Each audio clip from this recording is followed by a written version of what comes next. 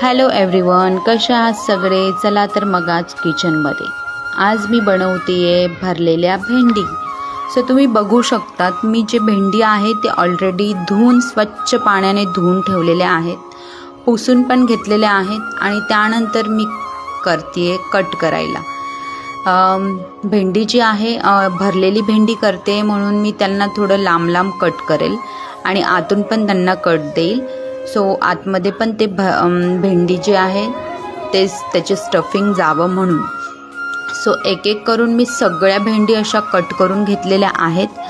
तुम्ही बघू शकतात खूप साऱ्या भेंडी आहे. तर बघूया कशा बनतात असं. सो स्वच्छ पाण्याने धुवून घ्यावे भेंडींना आणि पुसून घ्यावी की त्यात जे मॉइश्चर असतं ते निघून जातं म्हणून.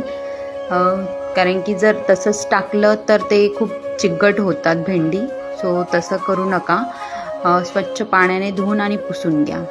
सो एक एक करून मी सगळ्या भेंडी अशा धुवून घेतलेल्या आहेत, कट करून घेतलेल्या आहे. आजूबाजूचे जे पण कवर टोक असतं ते कट करून घेतलेलं आहे आणि लांब लांब असे भेंडी मी कट करून घेतलेल्या आहेत.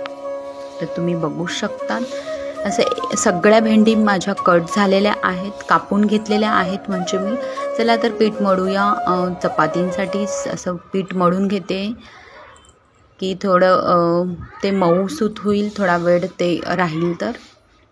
चला तर मग भेंडी भरून घेऊया. मी शेंगदाण्याचं कूट घेतलेलं आहे, त्यात मसाले वगैरे ॲड केलेले आहेत आणि एक एक करून अशा सगळ्या भेंडी मी भरून घेते आहे की त्यामध्ये पण आतमध्ये पण त्याची चव जावी म्हणून. तो असं एक एक करून मी सगळ्या भेंडी भरून घेतलेल्या आहेत. आणि जो मसाला मी घेतलेला आहे तो शेंगदाण्याचं कूट मी घेतलेला आहे. ठीक आहे. शेंगदाणे भाजून घ्यायचे कढईत वगैरे आणि ते मिक्सरमध्ये फिरून घ्यायचं. बघू शकतात मसाले वगैरे घेतलेले, हळद, मीठ, चटणी आणि मसाले, शेंगदाण्याचं कूट. माझं पीठही मळलं गेलेलं आहे. सो मी साईडला गेले. हे भेंडी आहेत कट केलेल्या. एक एक करून मी सगळ्या भेंडी अशा भरून घेतल्या छान. तुम्ही बघू शकतात खूप छान अशा भरलेल्या आहेत मी. सो चला तर मग भाजी करूया. मी कढईत तेल वगैरे टाकलं आहे, त्यात जिरे, मोहरी मी टाकते आहे आणि जो लसूण आहे तो पण मी त्यामध्ये टाकते. ठीक आहे. आणि त्यानंतर साईडलाच मी कढीपत्ता वगैरे ठेवला आहे, तो पण मी ॲड करेल त्यामध्ये.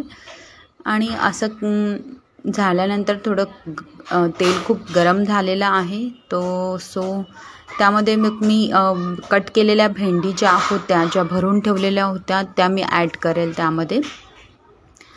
सो सगळ्या भेंडी मी त्यामध्ये ॲड करेल. छान असं अलट पलट करून त्यांना परतून घ्यायचं, थोडं शिजू द्यायचं. म्हणजे शिजल्यानंतर ते कढई अशी भरलेली वाटते पण ते शिजल्यानंतर ते कमी होते.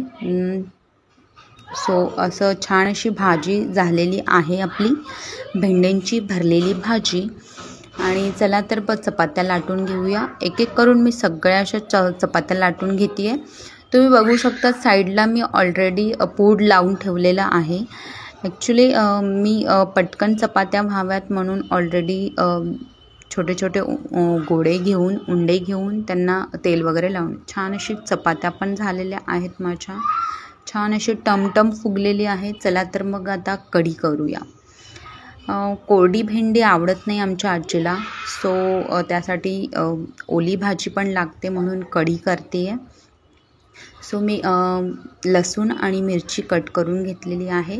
एका कढईत मी तेल टाकलेलं आहे. जिरे, मोहरी मी त्यामध्ये ॲड करते आणि मेथी दाणे असतील ना तर मेथी दाणे पण ॲड करायचे. मी साईडला स्टीलच्या डब्यात माझे मेथी दाणे ते पण मी ॲड करेल आणि कढीपत्ता पण मी त्यामध्ये ॲड करते आहे.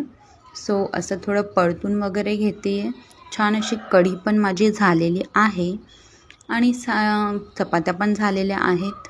सो तुम्ही बघू शकता खूप छान अशा चपात्या झालेल्या आहे. माझी चहा पण होते आहे, जे माझे हजबंड पितील. सो मी माझ्यासाठी दूध केलेलं आहे. असं थोडं निवांत बसून मी दूध घेईल. सो 5-10 मिनटं रेस्ट करते. स्वयंपाक झाल्यानंतर माणूस थकतं आणि त्यांनी आणि मी सोबत मिळून चहा वगैरे घेतली. सो छान, चला तर मग आजीला सर्व करूया भरलेली भेंडी, कढी, चपाती. बघूया आजी काय म्हणते. आजीला खूप दिवसापासून आवड होती की भेंडी कर. आजीला खूप दिवसापासून आठवण येत होती भरलेल्या भेंडीची. सो मी भरलेल्या भेंडी केली आहे.